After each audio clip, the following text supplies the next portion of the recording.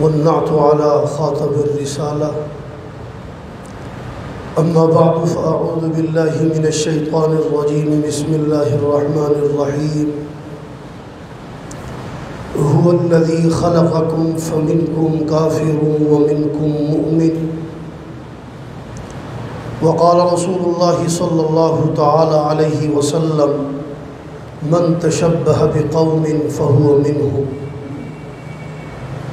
صدق الله وصدق رسوله النبي الأمي الكريم، ونحن على ذلك لمن الشاهدين والشاكرين، والحمد لله رب العالمين.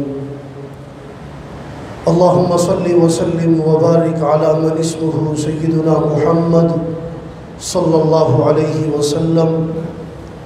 اللهم رب الحل والحرام ورب المشعر الحرام ورب البيت الحرام ورب الركن والمقام، أبلغ لسيدنا ومولانا محمد منا السلام. میرے انتہائی واجب الاحترام، قابل صد احترام و تکریم، مسلک اہل سنت والجماعت سے تعلق رکھنے والے غیور نوجوان دوستوں، بھائیوں اور ماؤں بہنوں، آج ہماری آزادی کا دن ہے اور اتفاق سے جمعے کا دن ہے، اور ہماری آزادی کی دو تاریخیں ہیں، ہمیں دونوں کو یاد رکھنا چاہیے. شمسی تاریخ بھی ہماری ہے اور قمری تاریخ بھی ہماری ہے. جب یہ وطن عزیز ہمیں ملا، وہ دن، وہ رات بڑی ہی بابرکت 27 رمضان المبارک، آگے جمعے کا دن تھا اور جمعۃ الوداع. تو اس برکت والے زمانے میں اللہ تبارک و تعالیٰ نے یہ نعمت عظمیٰ ہمیں عطا فرمائی.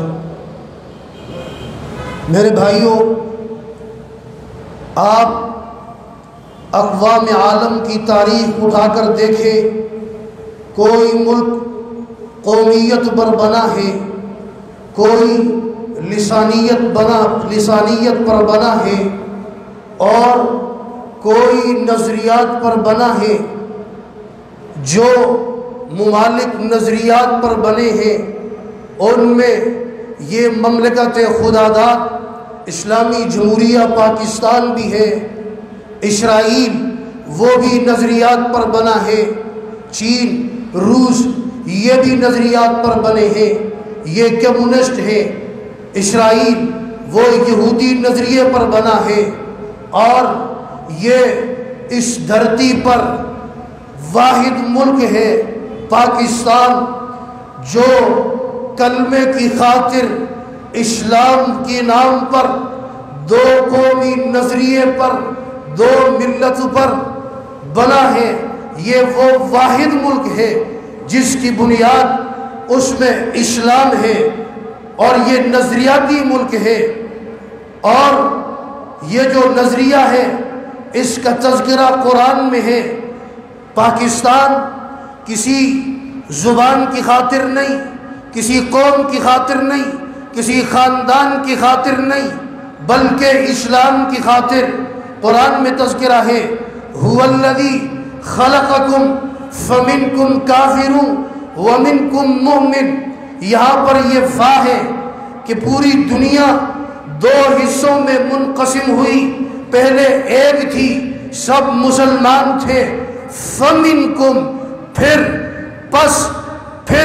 جب کافر ہوئے تو اللہ تبارک و تعالیٰ نے، اسلام نے، قرآن نے بتایا گروہ بندی خاندانوں سے نہیں ہوتی، گروہ بندی زبانوں سے نہیں ہوتی، گروہ بندی سلطنتوں سے اور قوموں سے، ملکوں سے، صوبوں سے، شہروں سے، محلوں سے نہیں ہوتی، بلکہ گروہ بندی ہوتی ہے ایمان سے، گروہ بندی ہوتی ہے کفر سے.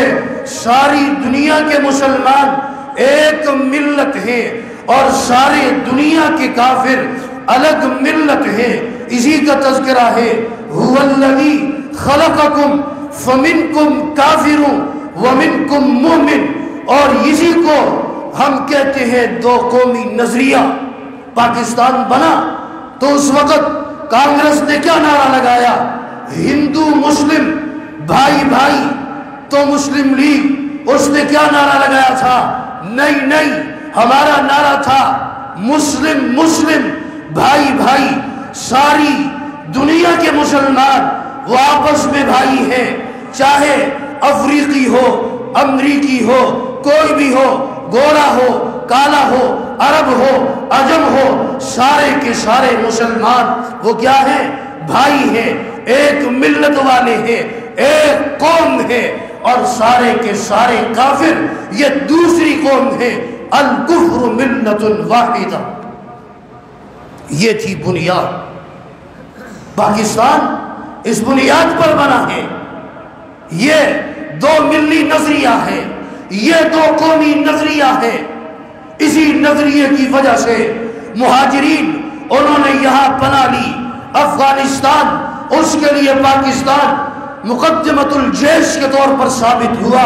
وہ روس جس کو اپنے پر گھمنڈ تھا اس کے ٹکڑے ٹکڑے ہوئے، اور مہاجرین کو پناہ، افغانستان کے مہاجرین کو پناہ کس ملک نے دی؟ پاکستان نے دی۔ کیوں دی؟ اسی قومی نظریے کے تحت دی۔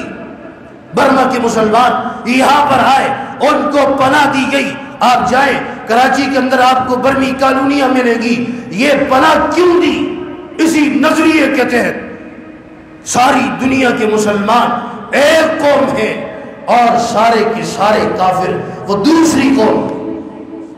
توجہ، یہ نظریہ ہمارے دشمنوں کی آنکھوں میں کھٹکتا ہے۔ یہ نظریہ ان کو اس سے تکلیف ہے کہ دنیا کے اندر اس دھرتی پر ایسا ملک بھی ہے جو یہ کہتے ہیں کہ مسلمان بھائی بھائی، کہیں کبھی ہو ہم سب بھائی ہیں، اور کافر دوسری ملت ہے۔ اس دو قومی نظریے کی وجہ سے ہمارے دشمنوں کو تکلیف ہے۔ ہمارے دشمنوں نے جب خون کی ہولی کھیلی اور مشرقی پاکستان جب جدا ہوا تو اس وقت کے ہندوستان کے وزیر اعظم اندرا گاندھی نے کہا تھا ہم نے تمہارا دو قومی نظریہ خلیج بنگال کے اندر ڈبو دیا ہے۔ ہم کہتے ہیں تمہیں بھول ہے، وہ بھی ایک ملک بن گیا ہے، وہ بھی اسلامی ملک ہے، اور یہ پاکستان یہ بھی اسلامی ملک ہے۔ جو ہمارا نظریہ ہے وہ ہم سے کوئی نہیں چھین سکتا۔ نمبر دو، دوسری چیز جو ہمارے دشمنوں کی آنکھوں میں کھٹکتی ہے وہ ہے ہماری ایٹمی طاقت۔ یہ طاقت بھی ان کو بری لگتی ہے۔ ان دو چیزوں کی وجہ سے ہمارے دشمن وہ ہمارے دشمن ہو گئے ہیں، دشمن تھے ہی، اب یہ دو چیزوں کی وجہ سے ہمارے وہ اشد ترین دشمن ہیں۔ ایک دو قومی نظریہ اور دوسرا ایٹمی طاقت۔ توجہ، اللہ تبارک و تعالی نے ہمیں ایٹمی طاقت بھی عطا کی۔ آپ کو پتا ہے پاکستان کی معاشی حالت کیسی ہے۔ ہم جیسے بھی گرے پڑے ہوئے ہیں، غربت میں ہیں، لیکن الحمدللہ ہمارے سائنسدانوں نے ایٹمی قوت حاصل کی، اور اس وقت ہم وہ ممالک جو ایٹمی قوت ہیں ان کے شانہ بشانہ کھڑے ہیں، ان کی آنکھوں میں آنکھیں ڈالے ہوئے ہیں، اور یہ ہماری ثانویت کا واحد ذریعہ ہے۔ اگر ہمارے پاس یہ ایٹمی طاقت نہ ہوتی تو آپ سب جانتے ہیں ہمیں تو دوسری دنیا کو چھوڑیے، اسلامی دنیا کے جو ممالک ہیں وہ بھی ویزا دینے کے لیے تیار نہیں۔ پاکستان صرف پاکستان نہیں، یہ ہماری موت و حیات کا مسئلہ ہے۔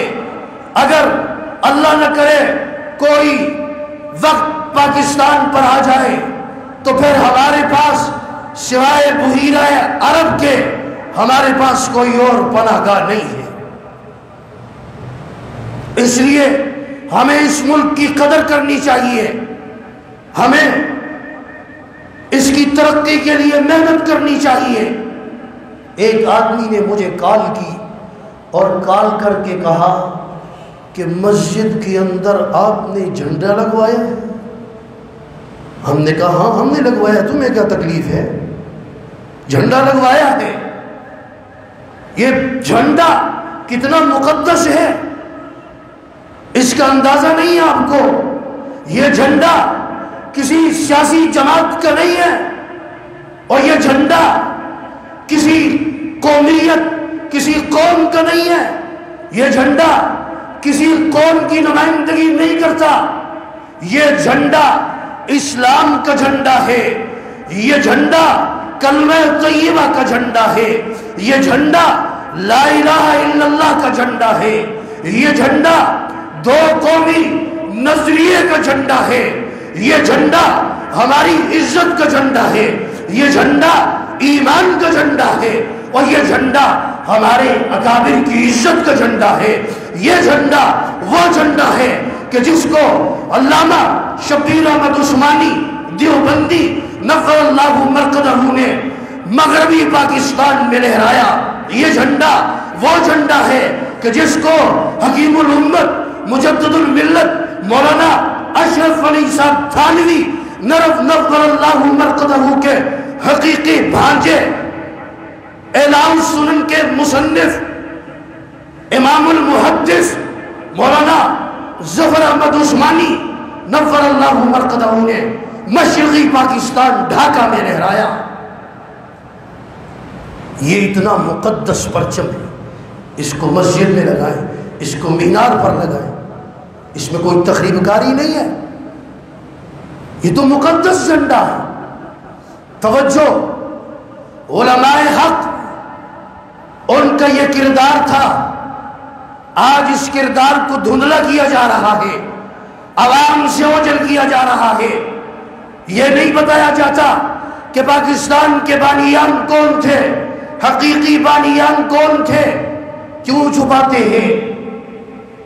تاکہ علماء کا کردار سامنے نہ آئے۔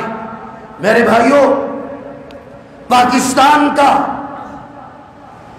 تخیل، تصور سب سے پہلے حکیم الامت مجدد الملت حضرت مولانا شاہ حکیم محمد اشرف علی صاحب تھانوی نور اللہ مرقدہ نے پیش کیا، اور حوالہ بھی سنیے۔ حضرت مولانا عبد الماجد دریابادی ان نے تفسیر بھی لکھی ہے، بہت بڑے ادیب و غریب و فصیح و بلیغ ہیں، ان نے اپنا لوہا منوایا ہے ادب کے اندر، وہ حضرت کے خلیفہ ہیں۔ وہ لکھتے ہیں کہ میں 1928 میں جب حضرت کی خدمت میں گیا تو ان نے کتاب لکھی ہے، اس کتاب کا نام ہی حکیم الامت ہے۔ وہ فرماتے ہیں کہ حضرت حکیم صاحب نے ایک اسلامی ریاست کا تصور پیش کیا کہ ایک ایسی حکومت ہونی چاہیے جہاں پر مسلمانوں کی اکثریت ہو، اسلامی نظام کا نفاذ ہو۔ سب سے پہلے تصور تخیل پاکستان سب سے پہلے حضرت مولانا حکیم محمد اشرف صاحب تھانوی نور اللہ مرقدہ نے پیش کی۔ پھر اس تصور کو اجاگر کرنے والے علامہ اقبال ہیں۔ ٹھیک 2 سال کے بعد، یہ 28 کا واقعہ ہے، 1930 کے اندر علامہ اقبال نے اس کو اجاگر کیا، تصور پاکستان کو۔ اور یاد رکھنا، یہ جو لفظ پاکستان ہے، یہ علامہ اقبال نے یہ نام نہیں رکھا، یہ نام پیام اقبال کے بڑے جوشیلے علمبردار چودھری رحمت علی مرحوم، انہوں نے یہ نام تجویز کیا ہے۔ نام تجویز کرنے والے چودھری رحمت علی ہیں۔ پاکستان کا اصطلاحی مطلب کیا ہے؟ کہ جن صوبوں کے اندر مسلم اکثریت ہے وہاں پر مسلمانوں کا کنٹرول ہوگا، وہاں کا حکمران مسلمان ہوگا۔ مفتی اعظم پاکستان مولانا مفتی محمد شفیع صاحب نور اللہ مرقدہ تحریک پاکستان کے ایک جلسے میں تقریر کر رہے تھے، جلندھر کا جلسہ تھا۔ کسی نے سوال کیا کہ مفتی صاحب آپ اس بات کی گارنٹی دیتے ہیں کہ پاکستان بن گیا وہاں کا نظام اسلامی ہوگا؟ فرمایا نہیں، میں اس بات کی گارنٹی دیتا ہوں پاکستان بن گیا جیسے وہاں کے مسلمان ہوں گے ایسا وہاں کا نظام ہوگا۔ مسلمان پکے ہوئے تو اسلامی نظام اور قوانین بھی اسلامی پکے ہوں گے، وہ کچے ہوئے تو نظام بھی کچا ہوگا۔ اب توجہ، پاکستان ہم نے بڑی مشکلوں سے حاصل کیا، یہ ایک المناک روداد ہے، اس کی طرف میں نہیں جاتا، بڑی قربانیوں سے ملا، لیکن توجہ، ہم نے لیا پاکستان اس مقصد کے لیے کہ ہم یہاں پر اسلامی نظام کا نفاذ کریں گے۔ بہت سے لوگ ہیں جب وہ اسلامی نظام کے نفاذ کو نہیں دیکھتے یہاں تو وہ کہتے ہیں پاکستان بنا ہی غلط تھا، علیہ اللہ غلط بنا ہے۔ پھر کیا کریں بھائی، غلط بنا ہے، چاندی کی کشتی میں رکھ کر ہندوستان کے حوالے کر دیں۔ وہ یہ کہتے ہیں جب کوئی حادثہ رونما ہوتا ہے، جب کوئی اس ملک پر مسئلہ پیش آتا ہے تو کہتے ہیں یہ بنا ہی صحیح نہیں تھا۔ توجہ، یہ بات کتنی غلط ہے۔ توجہ، اگر ایک آدمی اپنی اولاد کو ایک شاندار مکان بنا کر دیتا ہے اور اولاد اپنی نااہلی کی وجہ سے اس کو خراب اور برباد کر دیتی ہے، اب کوئی یہ کہے کہ یہ کام والد نے غلط کیا کہ بنا ہی نہیں دیتا تھا، تو ایسی عقل پر ماتم کرنا چاہیے۔ اگر کسی مسجد کے اندر تخریب کاری ہوتی ہے، مسجد کے امام متولی مقتدیوں کی وجہ سے، تو یہ قصور امام کا ہے، متولی کا ہے، انتظامیہ کا ہے، مقتدیوں کا ہے، اس میں قصور مسجد کا نہیں ہے۔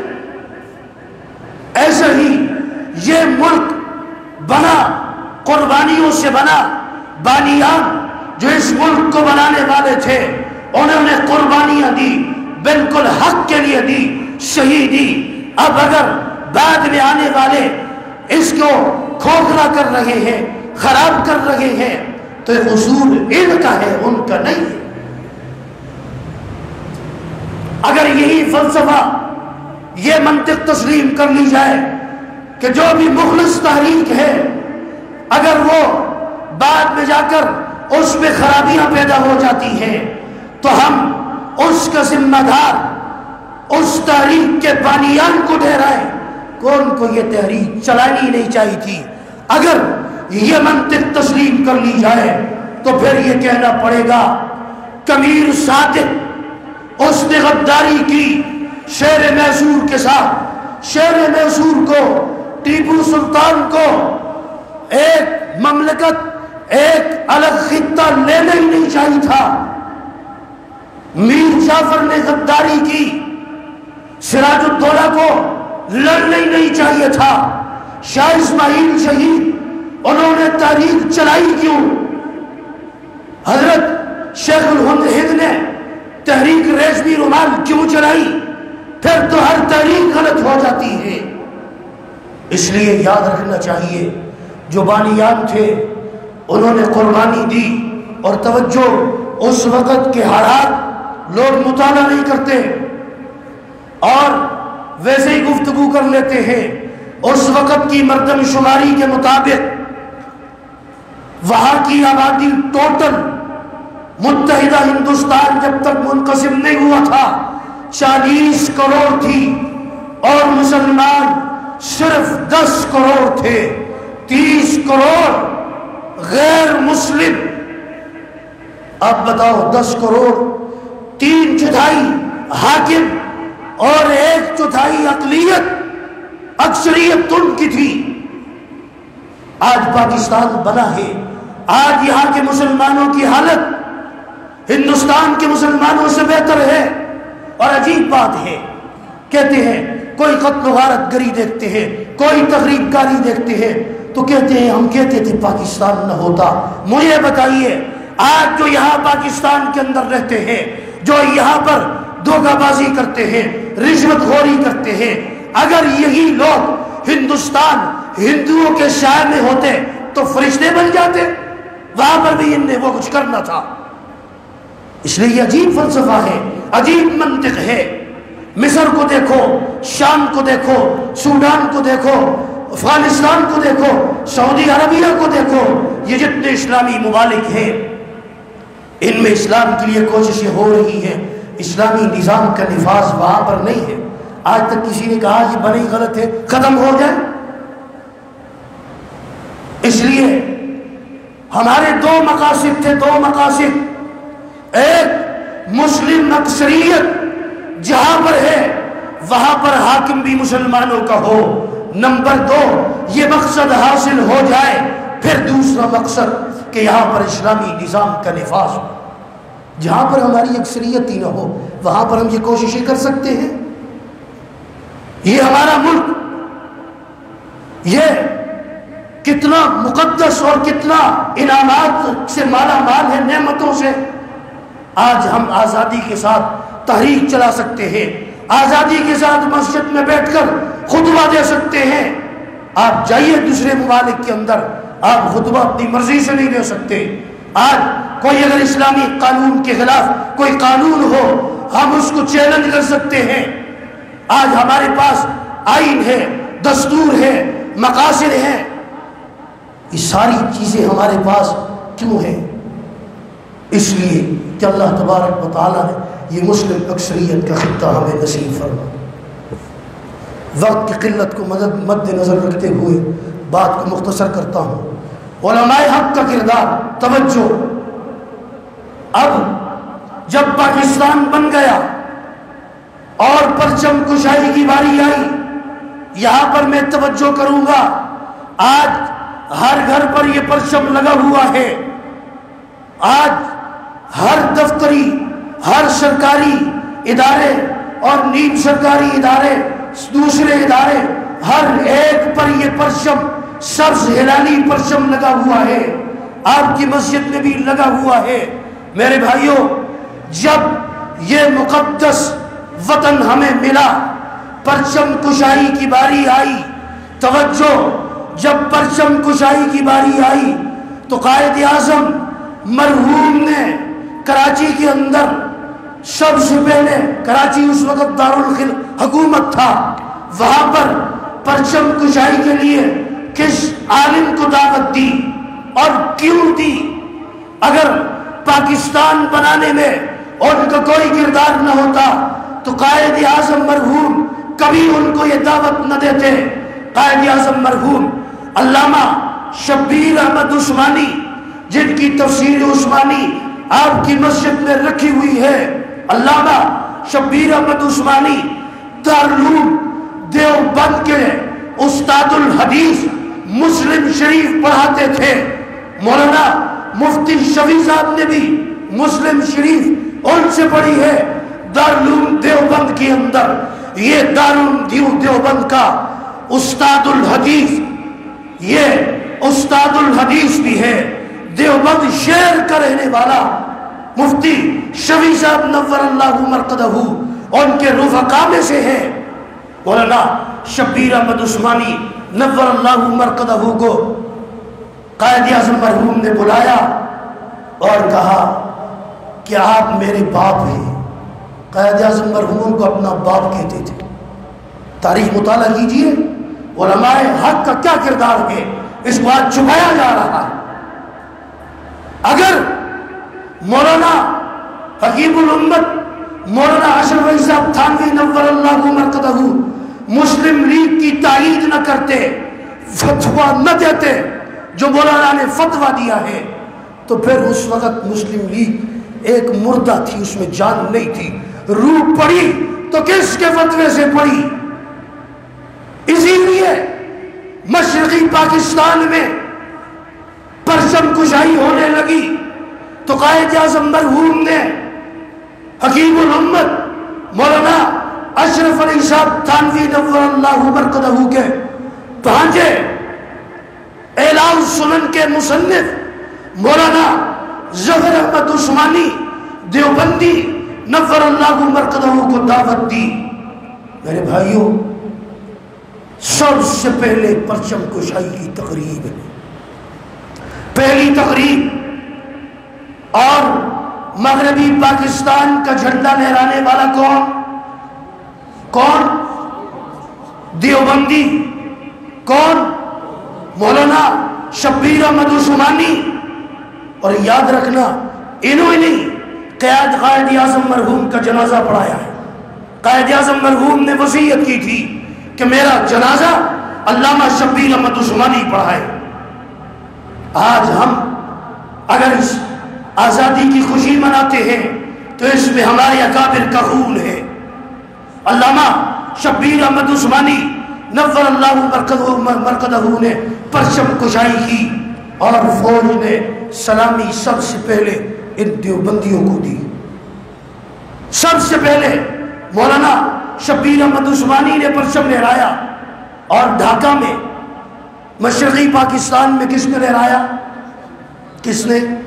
سب سے پہلے پرچم لہرایا جا رہا ہے۔ اور مولانا ظفر احمد عثمانی کون ہے؟ کون ہے؟ حکیم الامت مولانا اشرف علی صاحب تھانوی نور اللہ مرقدہ کے بھانجے ہیں۔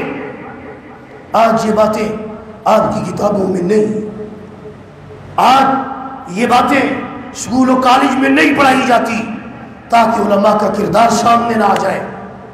اگر مولانا شبیر احمد عثمانی، مولانا عزیز الرحمان ایبٹبادی، مولانا شمس الحق صاحب، مولانا شبیر احمد عثمانی، مفتی اعظم پاکستان مفتی شفیع صاحب نور اللہ مرقدہ، سید سلمان ندوی، ڈاکٹر حمید اللہ، اگر ان لوگوں کا کوئی کردار نہ ہوتا تو قائد اعظم مرحوم کبھی ان سے پرچم کشائی نہ کرواتے۔